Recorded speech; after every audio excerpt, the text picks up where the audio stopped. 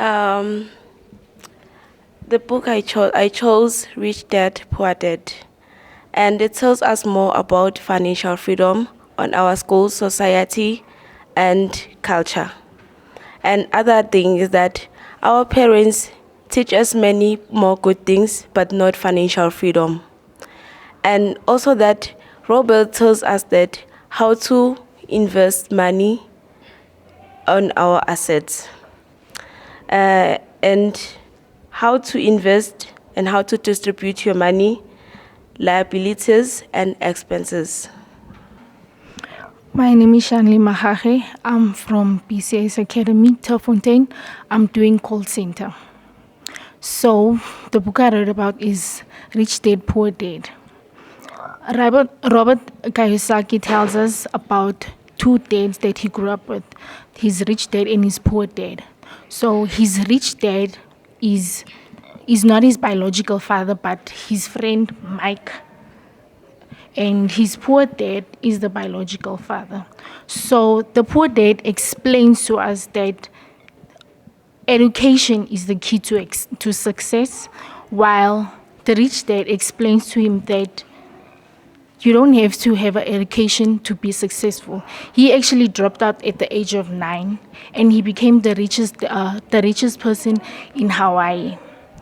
The book explains us and gives us different steps to being rich and poor. It also tells us that you don't. It also tells us that you don't have to have money. You don't have to spend money, but to keep money. Good morning, everyone. My name is Elam and my surname is Makoko. I come all the way from Denver, Believers Care Society. So I'm here to briefly discuss about the book that I chose, which is Rich Dad, Poor Dad. So Rich Dad, Poor Dad is basically a starting point for anyone looking to gain control for their financial future. So the book is basically about a boy that had two dads. It's about a boy that gives thanks to both his dad for playing a powerful role model. So the book is basically about two dads. One was rich, one was poor, as the title says. Good day, everyone. My name is Khunze, and I come from the Believers Care Society campus in Loli, which is located in Lenasia. And the book I chose is the Rich Dad, Poor Dad, which is the author is Robert Kiyosaki. So my understanding of the book is about the author speaks about two spectrums of money, the rich dad or the poor dad, in a way it's saying the poor side and rich side. And it speaks about the understanding of money in those two ways, in terms of the rich people always have ways to make money, and what they do mostly is that they let money work for them, where the poor people work for money, which is the difference when it comes to that book. Thank you.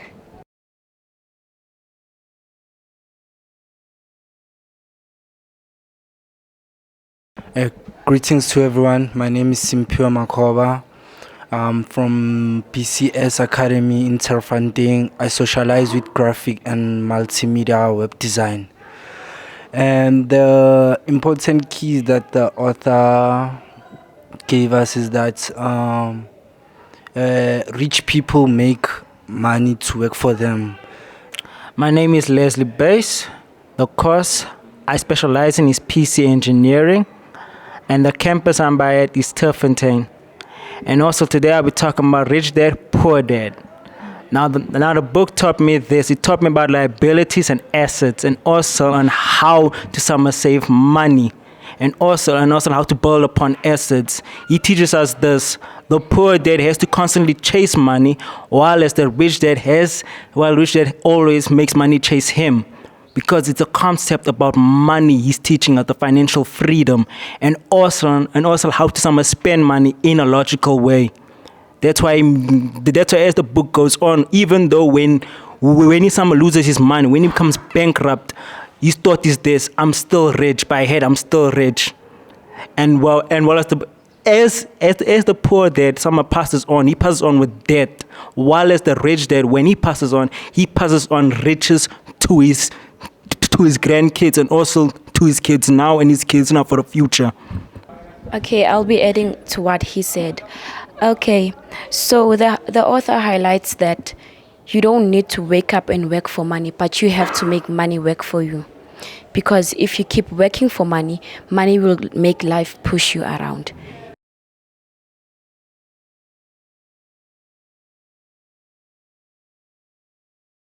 I think money is freedom because everything that we need, our basic needs, consist of money. Even the lifestyle things consist of money. Oh, I would like to add on to exactly what he has said. When it comes to money in the community space, it goes like this. As soon as you have money, you already know, I must leave now. I must leave the community. But we should be thinking in a way like this. If we're gonna make money, let's make money for everyone else as well. I know in any sense, like make money for someone else, they just want to learn how to do it on their own. That's the concept right there. You give them knowledge so that they can make their own cash, so they can change their lifestyle. So yeah, that's what I add on to it. Thank you for that.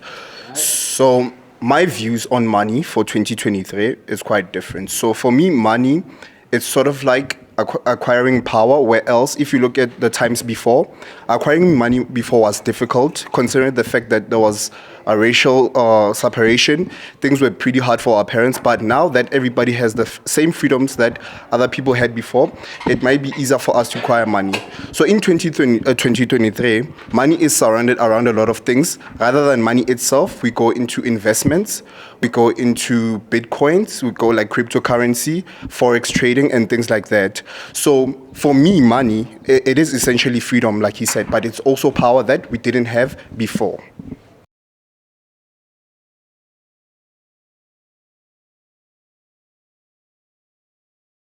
I strongly believe that poverty is not a shortage of money, but it's a state of mind.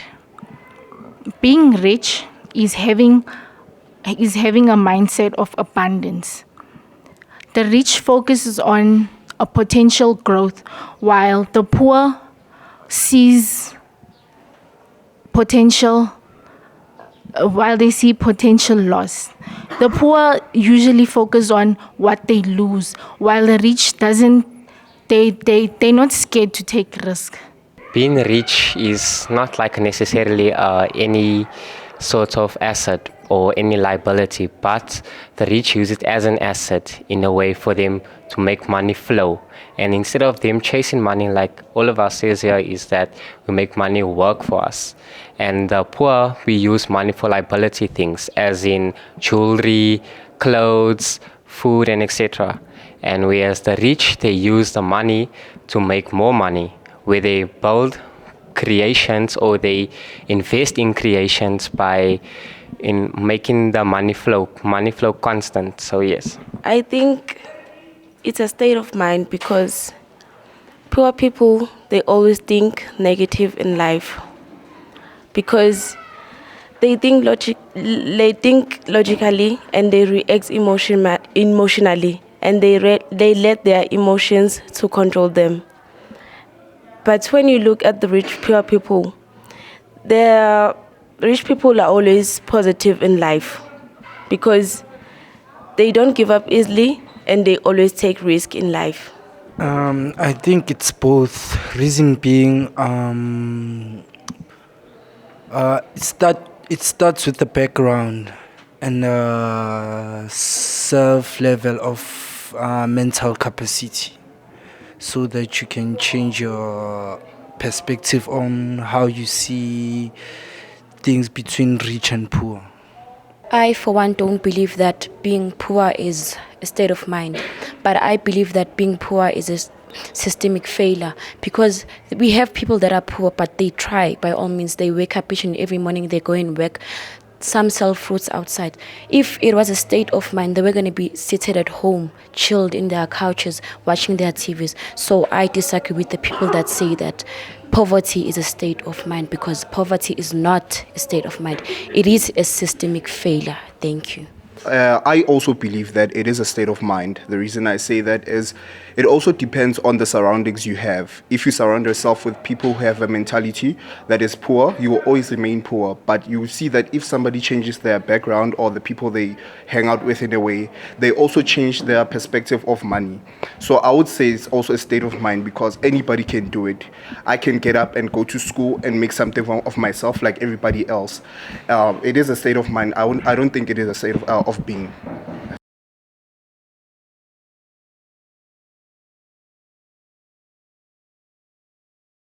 The book explains this extremely well because it gives you a perfect concept.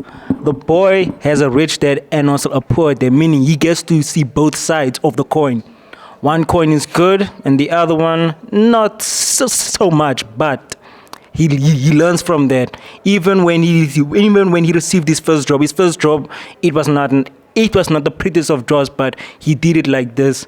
Every month he saved up a portion of his money and decided to invest it in apartments. In our days, we can do something even much more than that. We can invest in crypto. We can even go do stock. We can even go and invest in buildings, rent. That's what this book is teaching us. It's teaching us how to be financially free. And also the way I see this book is like this. This book teaches you how to make money, how to make clean money. So yes. So yes, I'll also add into that way as I also do agree what he says to his statement. It does make you financially free, but also the book also teaches you how to manage your money in a way. It doesn't mean how much money you spend, but how much money you keep and how much money you can maintain in life process. So as in making investments, you need to make sure what type of investments you put in your money into so you can get your money back or gain constant money flow. So yeah. Like they both said, I do agree with that. So the book does explain the concept of money and stuff, because if you think about the book itself, like it says, there's two coins to the side. There's the rich side and the poor side. And we can all relate to one side of the coin because most of us were upbringing on a like poor community and stuff like that. We can see that life is not well. We all push to be rich or like well off. And then the other side is the rich people who have made it so far and they know how they got there. So it does explain different points. And there's something that he said which is very relatable when he said, in life, you should learn how to mind your business. Just do what you have to do and mind your business. If we all focus on what he's saying, on that point, he says to you, if you find a strategy that works for you, you must focus on the strategy and don't look at other aspects of life and say, this might distract me or not. So I would say it does explain the concept of money. So likewise, as he's saying, like minding your own business, it also helps you to mind your own growth in a way. So instead of you worrying about people, how they growing and what they doing, instead of focusing on yourself, because if you don't focus on yourself, you'll get a lack of knowledge, lack of mindset. You'll constantly want to repeat what the others doing, instead of breaking their chain reaction. So yeah. I can say that the book explains fairly because Robert tells us that how rich people work for money. For example, rich people don't work for money, but money works for them. They don't want to be hired, but instead they want to work for themselves.